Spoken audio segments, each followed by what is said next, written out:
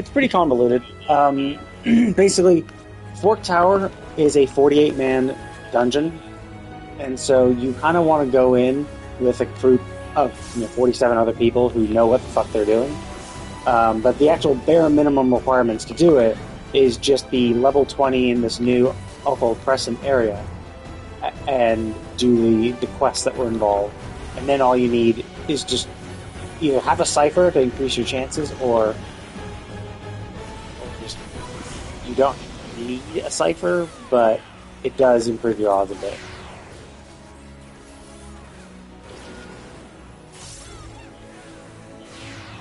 But like that's just getting in, and realistically, you won't be able to do it if you do not. If you're not in a Discord, you're pretty much never going to succeed, because it's just like you. I mean, you either have to know the mechanics very, very, very well yourself, which is possible. But like, how are you going to learn? It becomes pretty difficult. It is a challenging fight. Like these are well. There's a lot of restrictions, and the main reason why this is like really hard to just like randomly do is that there's some mechanics that some bosses have that are exclusive to. Oh shit! Did I?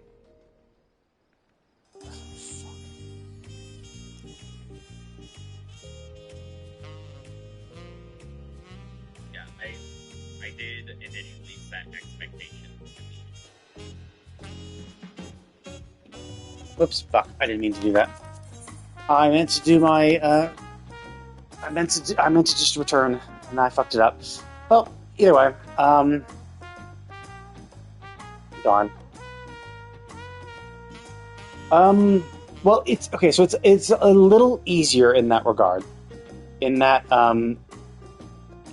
it's not as not as much of a pain in the ass to resurrect as Baldesion Arsenal, because like pretty much the only methods of resing were using like sacrifice or just getting really lucky with your buff. So it's not like that. So let me try to get back in. So it's not like that.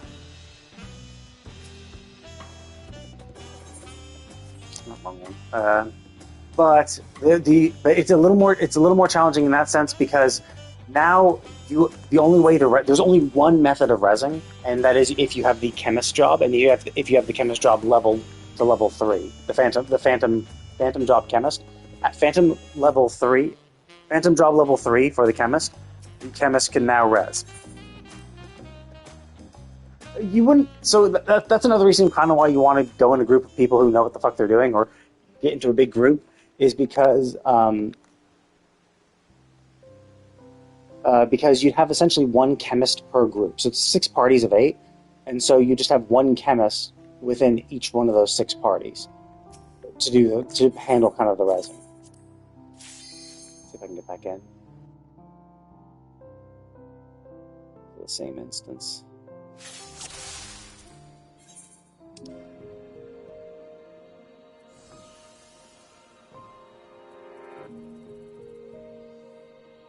There's a variety of things. So each they've done a pretty good job of kind of like making it so that you kind of want to have like a variety of jobs. So like you will want thieves. So some healers, like if you're going to be a healer, like one healer in the party is going to be chemist, obviously. The other one commonly is like bard, because bard can give buffs to the party. So you could get people. So you could do bard, so you can keep up a good buff consistently, which is good, obviously. You can have Oracle, because Oracle is not needed for most of the fight, but there are like 1 or 2 ads. So basically, pretty much every phantom job is kind of needed. Any gimmicky job, like you want to have 1 thief per party for 3 parties. So in the 6 parties, 2 parties will have thieves in them.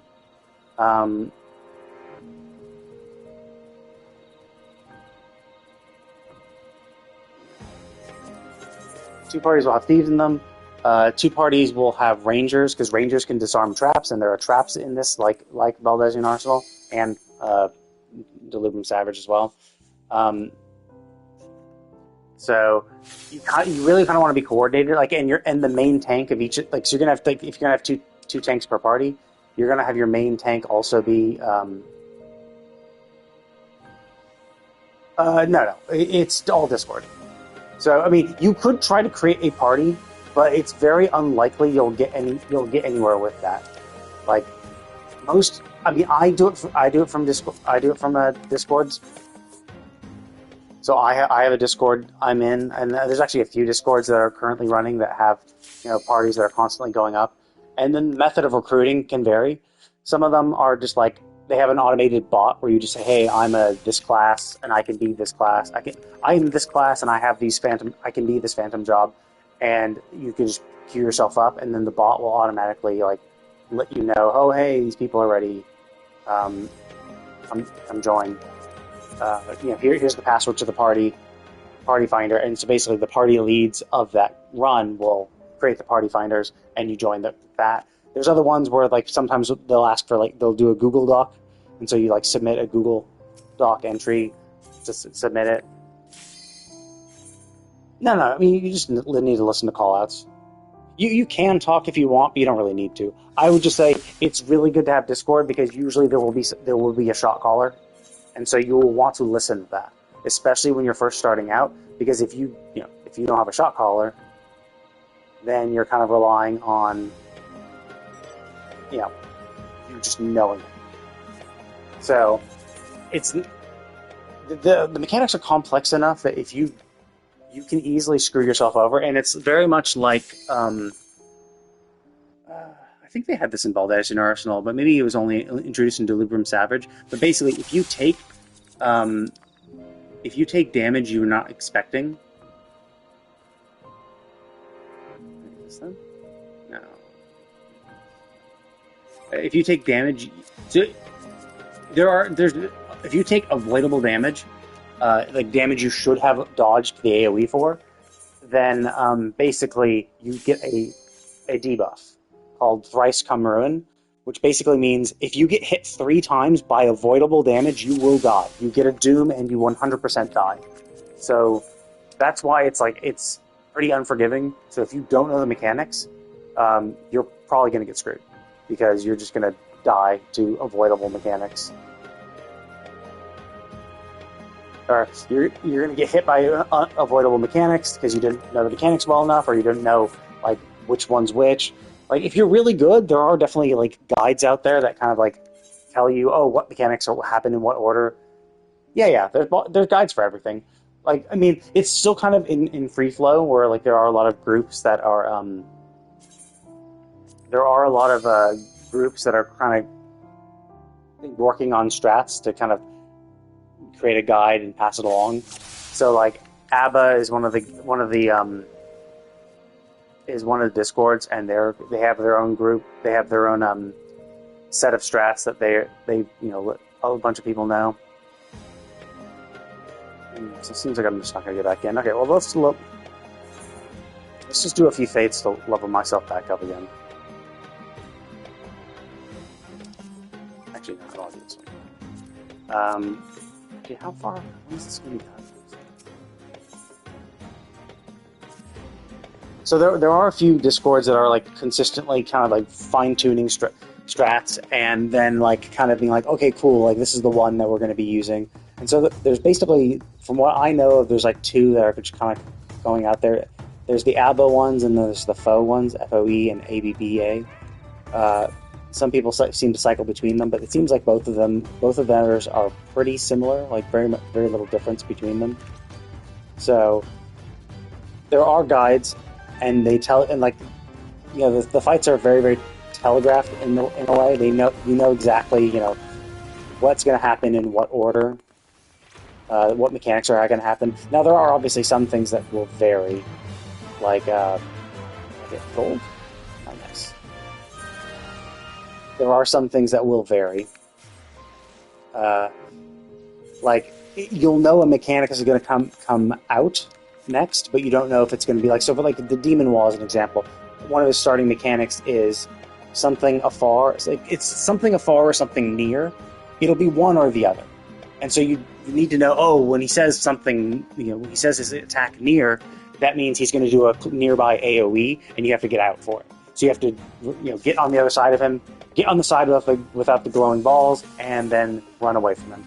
If he's doing whatever the attack name is again called afar, that ends with afar, then you know, oh, okay, cool, it's going to be something where he's going to do a knockback, so you have to be really close so when you get smacked away, you don't get smacked off the edge. So you have to know that.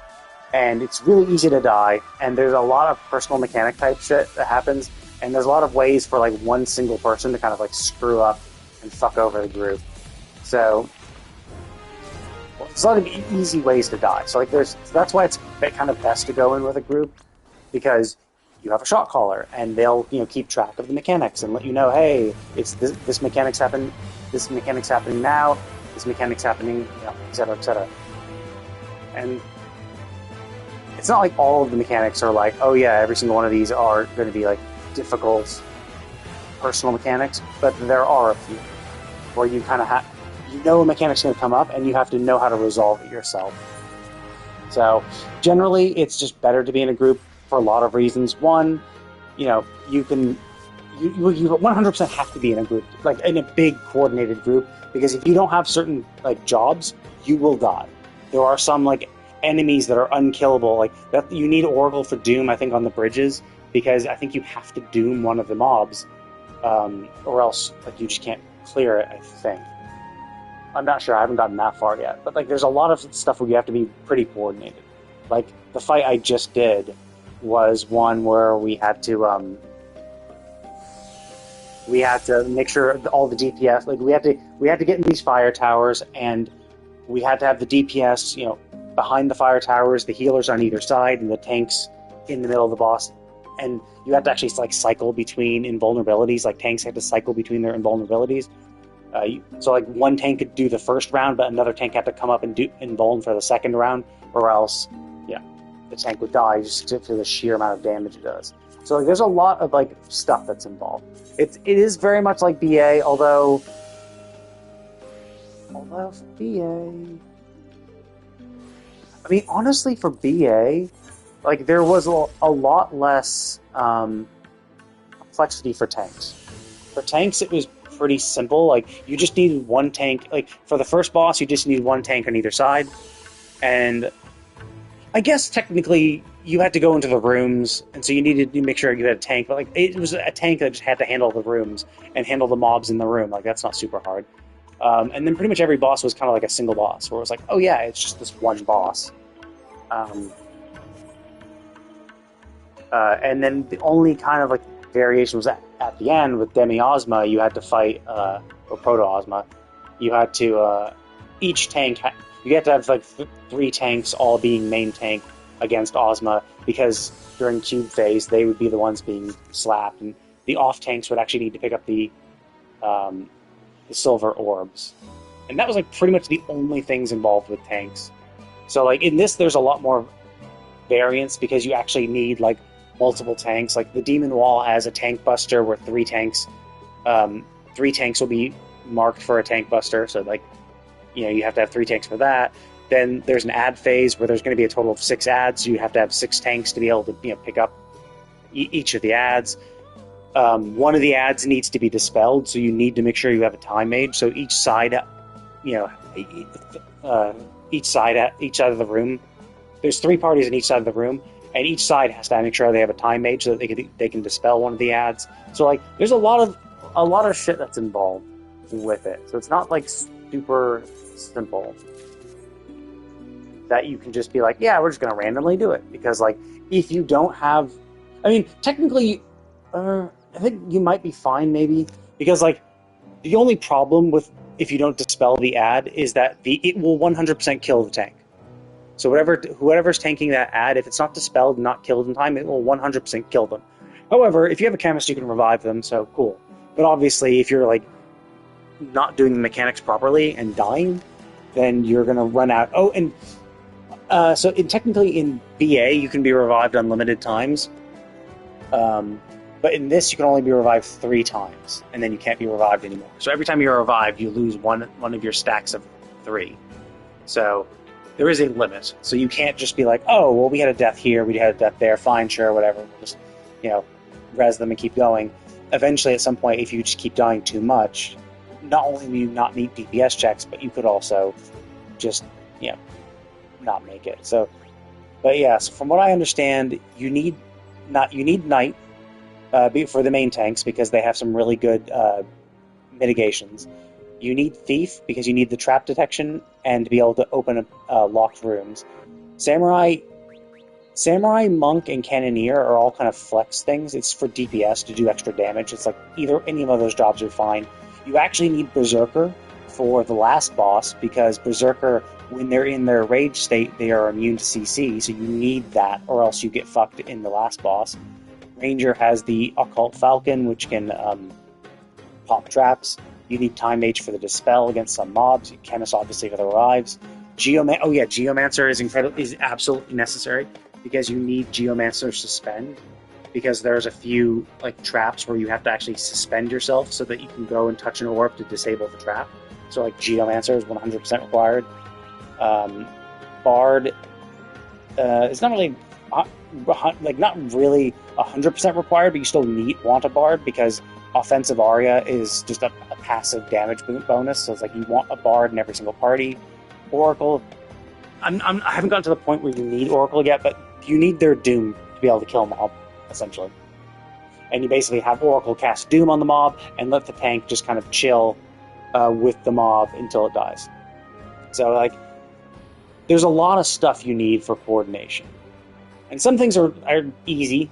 You just need, in your parties of 6, you just need 2. One on the first, one of those jobs for the first 3 parties, and one of the job for the last 3 parties for when you have to split.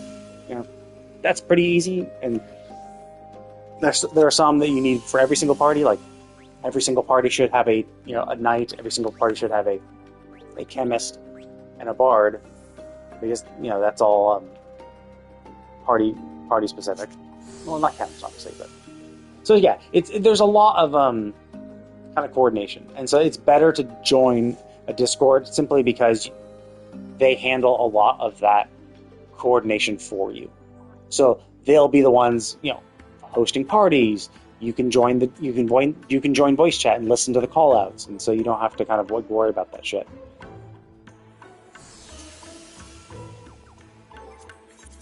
So yeah, generally that's just kind of how it is. I would it's basically the same as BA and DRS. Well, DRS you can't even get in, but it's you're just thinking that you can just randomly join BA and succeed. It's very, very, very unlikely. You could, in theory, but the odds of you actually doing it are just so astronomically small. You're just no, you're just not going to.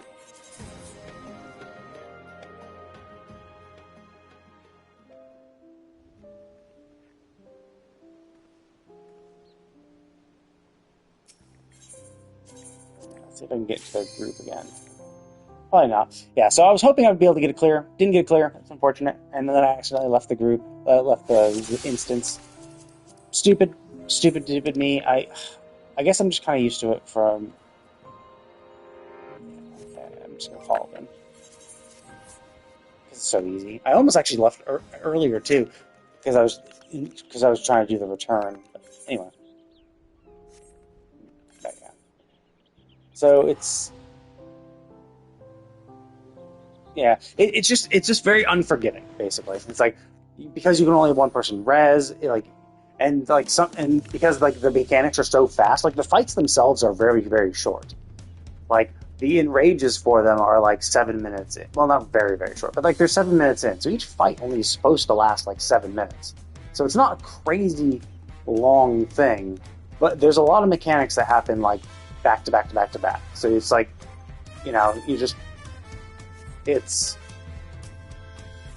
it can be overwhelming, especially learning, and that's why you join prog parties, and that's another kind of reason why you want to join these groups. It's because they handle some of the coordination. You don't have to kind of worry about some aspects of it. You'd be cool, they'll make sure that I'm at the same in the same groups with the same people progging for the same shit. So, because I think there's always some people trying to like sneak in and be like, oh yeah, I want to do this and that. And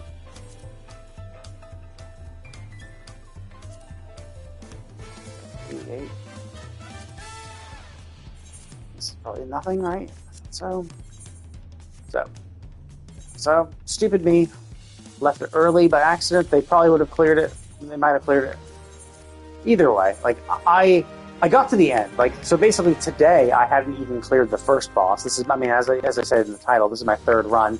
The first run was pretty bad, simply because we had someone who was brand new to shot calling, and so they were really bad at it. And they were just really, really delayed. Well, first of all, like we went in and like she didn't even explain the mechanics to anybody. So like it was a fresh prog run, but like she didn't like explain the mechanics. So a bunch of people just didn't know the mechanics and died pretty quick.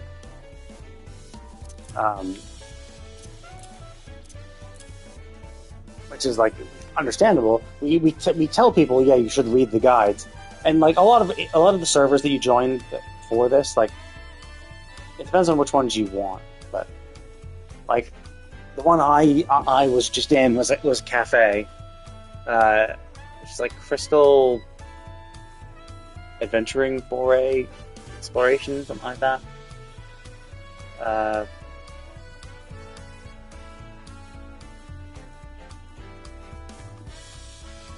Something like that. But yeah, so good. Anyway, so that was fun. But yeah, so my first one was absolute shit. Like the first boss is super easy, I think. Like the mechanics are pretty simple, and like I don't even get hit by them ever. Although there are a few times today I got kind of close and had to sprint.